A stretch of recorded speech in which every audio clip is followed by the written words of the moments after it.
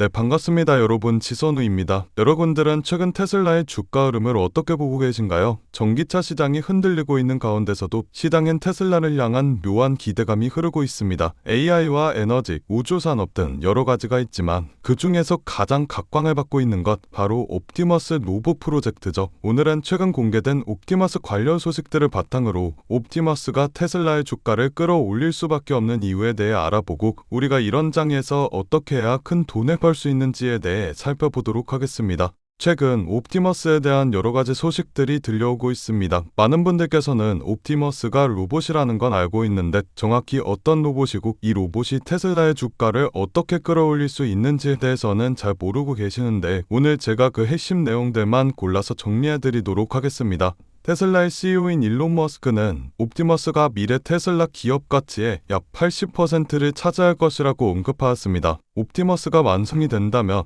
회사의 핵심 수익축이 이 옵티머스 로봇으로 바뀔 거라는 이야기인데요. 그렇게 된다면 테슬라는 더 이상 단순 전기차 기업이 아닌 AI, 로보틱스 기업으로 시장의 평가 기준이 달라질 것으로 보고 있습니다. 또한 머스크는 2025년에 이 로봇을 5,000대 생산하겠다라는 목표를 밝혔고 향후 100만 대 규모로 확장하려는 계획을 세우고 있다고 밝혔습니다. 머스크가 이 옵티머스의 생산 규모를 늘리는 이유는 간단합니다. 수익 때문이죠. 전기차 판매가는 마진이 일정 수준 한계가 있습니다. 하지만 이 로봇이 상용화가 된다면 초기 투자 비용 이용, 유지 보수와 소프트웨어 업데이트, 서비스 요금 등 고마진 반복 수익 구조를 창출해낼 수가 있게 되죠. 즉 자동차는 한 번 팔면 땡이지만 로봇으로는 여러 가지 부수적인 수익을 얻을 수가 있다라는 말인데 옵티머스가 진짜 가능성이 있다라는 프로젝트라는 인식이 커지며 시장에서는 지금 빨리 테슬라를 선점해야 된다라는 기대감이 쌓이게 됩니다. 이를 바탕으로 증권자들의 목표가 상향이 이어지고 기관들의 자금이 들어오고 투자자 확신 상승에 선순환이 시작되죠. 물론 기술 리스크와 생산 지역, 규제어들과 비용 부담 등 리스크가 아예 없는 건 아닙니다. 하지만 테슬라는 이미 전기차 사업에서 쌓은 브랜드 파워와 글로벌 생산망과 압도적인 AI를 기반으로 로봇 사업 진출에서 굉장히 유리한 조건을 가지고 있습니다. 옵티머스 로봇이 상용화가 된다면 공장과 물류 현장 중심으로 옵티머스가 투입이 될 것입니다. 반복 작업비나 사람들이 기피하는 고위험 작업을 로봇이 대체하게 되면서 인건비 절감과 효율성 개선과 같은 효과들이 실질적으로 드러나게 되겠죠. 또한 로봇이 가정과 산업 공간에도 진입하고 로봇택시 네트워크와 연계가 되어 서비스용 로봇 활용이 가능해지는 단계를 기대해 볼 수가 있습니다. 예를 들자면 로봇이 배달을 하고 가정부 역할을 하는 다양한 역할을 기대해 볼 수가 있겠죠. 또한 이렇게 로봇이 회사 가치의 중심으로 자리 잡게 된다면 전기차 사업은 안정적인 캐시카우 역할로 남을 수가 있습니다. 그렇게 된다면